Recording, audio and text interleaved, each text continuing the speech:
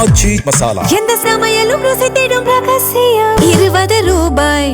அமைச்சர் அவர்கள் சொன்னது ஒரு சில பத்திரிகைகள் நம்பகத்தன்மை நிறைய பத்திரிகைகள் இருக்கு. அதுல ஒரு சில பேர் அவர்கள் அவர்களுக்கு தேவையான செய்திகள் அதெல்லாம் நம்பகத்தன்மை இல்லாத நிறைய பிசினஸ் ரிவ்யூஸ் எழுதுறவங்க நிறைய அந்த மாதிரி எழுதுவார்கள். அதை எடுத்துக்கொண்டு இது மாதிரியான ஒரு சபையில் பேசும் பொழுது முதலீட்டாளர்கள் அனைவரும் பார்த்து கொண்டிருக்கிறார்கள். அவர்களுக்கு ஒரு எண்ணம் தவறான எண்ணம் உருவாகும்.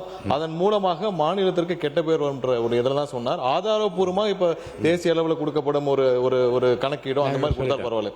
ஏன்னா பத்திரிகைகள் நிறைய இருக்கு. இப்ப தினத்தந்தி கூட தான் நல்ல பத்திரிகை நல்ல இருக்கு. அவங்க கூட கடந்த வாரம் ஒரு செய்தி போட்டிருந்தாங்க. லஞ்சம் ஊழலுக்கு எதிராக முதல்வர் விஜய் அவர்கள் சாட்டையை சுழட்டி இருக்கிறான்னு போட்டிருக்காங்க.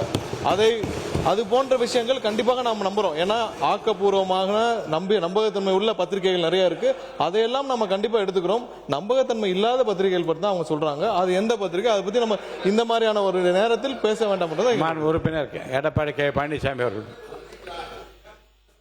மாண்புமிகு பேரவைத் தலைவர்களே, மாண்புமிகு தொழில்துறை அமைச்சர் சொன்னாங்க, அவங்களுடைய ஆட்சியில் நீங்கள் 1 லட்சம் கொண்டாந்துருக்கிறீங்க. அதில் எந்த ஒரு தவறு இல்லை. அதே போல் அனைத்து இந்திய அண்ணா திராவிட முன்னேற்ற கழக ஆட்சி இருக்கின்ற பொழுது 2015 தான் மாண்பு இதயம் புரட்சித் தலைவி அம்மா அவர்கள் தமிழகத்துடைய முதலமைச்சராக இருக்கின்ற பொழுது தான் இந்த தொழில் முதலீட்டாளர் மாநாட்டை முதல்ல நடத்தினாங்க. பிறகு பார்த்தீங்கன்னா அதில் 2,62,000 கோடி தொழில் முதலில் ஈர்க்கப்பட்டு 74 புரிந்துணர்வு ஒப்பந்தங்கள் போடப்பட்டன. அதுக்கு பிறகு அம்மாவுடைய அரசு 2019 ஜனவரியில் தொழில் முதலீட்டு மாநாட்டை சென்னையில் நடத்தி சுமார் 3,05,000 கோடி தொழில் முதலீட்டு ஈர்க்கப்பட்டு 304 புரிந்துணர்வு ஒப்பந்தங்கள் போடப்பட்டது. இது புரிந்துணர்வு ஒப்பந்தம் போட்டோம்னே உடனே தொழிற்சாலை வந்துடாது. பெரிய நிறுவனங்களாக 3 வருஷம் 4 வருஷம் ஆகும் தொழிற்சாலை பயன்பாட்டுக்கு வருவதற்கு. ஒரு தொழில் புரிந்துணர்வு ஒப்பந்தம் போட்ட உடனே அதற்கு முதல் நிலை எடுக்க வேணும். பிறகு அனுமதி வாங்கணும். மத்திய அரசு மாநில அரசு பல அனுமதி வாங்க வேணும். பிறகு கட்டடம் கட்ட வேணும். அதுக்கு உண்டான எந்திரங்கள் பொறுத்து வேணும். அதுக்கு ஊழியர் அமைக்கணும். நிரந்தரம். அதுக்கு வங்கியில கடன் பெற வேண்டும். இவ்வளவு பிரச்சனை இருக்குது. உடனே புரிந்துணர்வு ஒப்பந்தம் போட்டால் எந்த தொழிற்சாலையும் பயன்பாட்டுக்கு வராது. ஆக பல புரிந்துணர்வு ஒப்பந்தங்கள் பயன்பாட்டுக்கு வரும், பல புரிந்துணர்வு ஒப்பந்தங்கள் வராமலும் போகும். ஆகவே புரிந்துணர்வு ஒப்பந்தங்கள் போட்டதெல்லாம் நடைமுறைக்கு வருது என்பது சாத்தியமில்லை. ஆனால் அனைத்து இந்திய அண்ணா திராவிட முன்னேற்ற கழக ஆட்சியில் அம்மா இருக்கும்போது சரி, அம்மா மறைக்க பிறகும் சரி, அம்மாவுடைய அரசும் தொழில் முதலீட்டை ஈர்க்கப்பட்டு தொழிற்சாலையில் அதிகமாக துவங்கப்பட்டு இளைஞர்களுக்கு வாய்ப்பாக கொடுக்கப்பட்டது. பொருளாதார முன்னேற்றம் ஏற்படுவதற்கு அனைத்து இந்திய அண்ணா திராவிட முன்னேற்ற கழக அரசு அடித்தளமாக அமைந்தது என்பதை அவையினுடைய கவனத்துக் கொண்டார். தொழில்துறை அமைச்சர் அவர்கள். மாண்புமிகு பேரவைத் தலைவர் அவர்களே, இன்னொன்று என்னன்னா, அந்த ப்ராஜெக்ட் ஸ்டூடெண்ட் இருக்கிற அந்த இதை எடுத்துட்டு இங்கே பேசும்போது ஒன்று மட்டும் அவங்க கூகுள் சர்ச் நார்மலாக பண்ணியிருந்தாலே தெரிஞ்சிருக்கும். நாங்கள் வந்த உடனே எல்என்டி 18,600 கோடியில் 8,200 வேலை வாய்ப்புகள் தரோன்னு சொல்லி போட்டிருந்தோம். ஆனால் அதில் அவர் சொன்னது பார்த்தீங்கன்னா 7,000 கோடின்னு தான் மென்ஷன் பண்ணியிருக்காங்க. நார்மலாக நீங்கள் ஒரு கூகுள் சர்ச் பண்ணியிருந்தாலே அந்த நம்பரே தப்புன்றது உங்களுக்கு தெரிஞ்சிருக்கும். இப்படிப்பட்ட ஒரு தவறான ஒரு செய்தியை எடுத்துட்டு இங்கே சொல்லக்கூடாதுன்றது தான் நான் இங்கே சொல்லிக்கிறேன். மாண்புமிகு உறுப்பினர்களுக்கு பழைய நிகழ்வுகளிலே நடந்த ஒரு விவாதத்தை பற்றி ஒரு குறிப்பை நான் இங்கே சொல்லுவது பொருத்தம் என்று கருதுகிறேன்.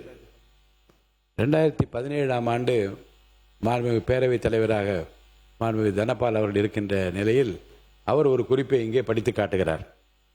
1998ஆம் ஆண்டு மார்ச் திங்கள் 20ஆம் நாள் அன்றைய முதலமைச்சர் மாண்புமிகு முத்தமிழறிஞர் மு கருணாநிதி அவர்கள் பத்திரிகையில் வருகின்ற ஏசியங்களை வைத்து நாம் இங்கே விவாதம் செய்வது அழகல்ல என்று குறிப்பிட்டுள்ளதையும், 2011ஆம் ஆண்டு ஜனவரி 12ஆம் நாள் இன்றைய எதிர்க்கட்சி தலைவர் அவர்கள் அன்றைக்கு உரையாற்றுகையில் சொன்னதை மீண்டும் பதிவு செய்கிறேன் என்றும், அன்றைக்கு பேரவை முன்னவராக இருந்த மாண்புமிகு பேராசிரியர் க அன்பழகன் அவர்கள் 2010ஆம் ஆண்டு நவம்பர் திங்கள் 10ஆம் நாள் இங்கே உரையாற்றுகையில் குறிப்பிட்டதையே மீண்டும் பதிவு செய்து எதிர்க்கட்சி தலைவர் அவர்கள் எழுப்ப நினைக்கிற பிரச்சனைக்கு நான் மறுப்பதற்கான காரணத்தை விளக்கிற உடனே பேராசிரியர் பெருந்தகை பிறந்த பெரியவர் அன்பழகன் அவர்கள் சொன்னது, ஒரு செய்தி தன்னுடைய காதிற்கு வந்தால் கூட அது குற்றச்சாட்டு வடிவம் எடுக்கிறது என்று சொன்னால் அந்த குற்றச்சாட்டுக்கு ஆதாரம் இருக்கிறதா என்று கேட்டறிந்து அதன் பின்னர் தான் இந்த அவையிலே சொல்ல வேண்டும்.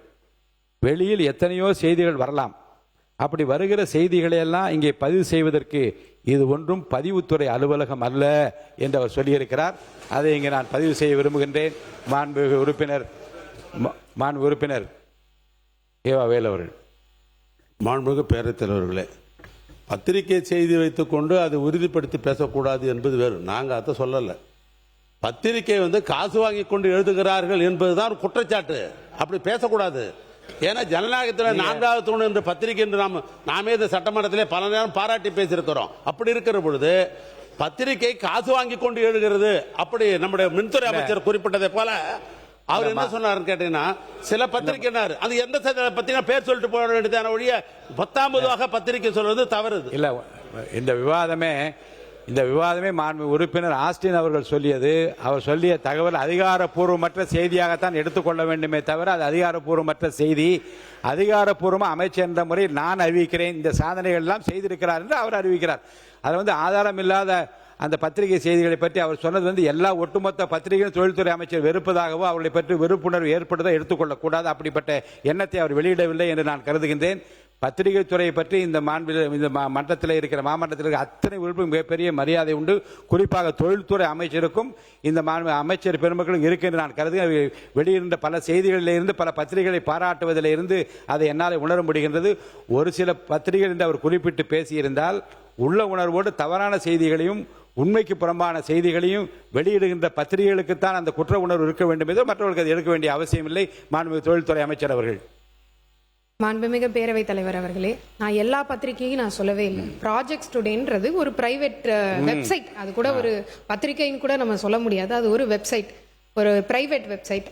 இனி அதே பத்திரிகையாளர்கள் தான் தினத்தந்தியில நம்மளை பற்றி, நம்மளுடைய தொழில்துறையை பற்றி அவ்வளோ அழகா எழுதியிருந்தாங்க. அதையெல்லாம் எடுத்து கொண்டு வந்து இங்கே பேசி பெருமைப்பட்டிருந்தால், தமிழ்நாடு முன்னேறுதுன்னு பேசியிருந்தால் ரொம்ப நல்லா இருந்திருக்கும். எந்த சமையலும் ருசி தேடும் ரகசியம் 20 ரூபாய்.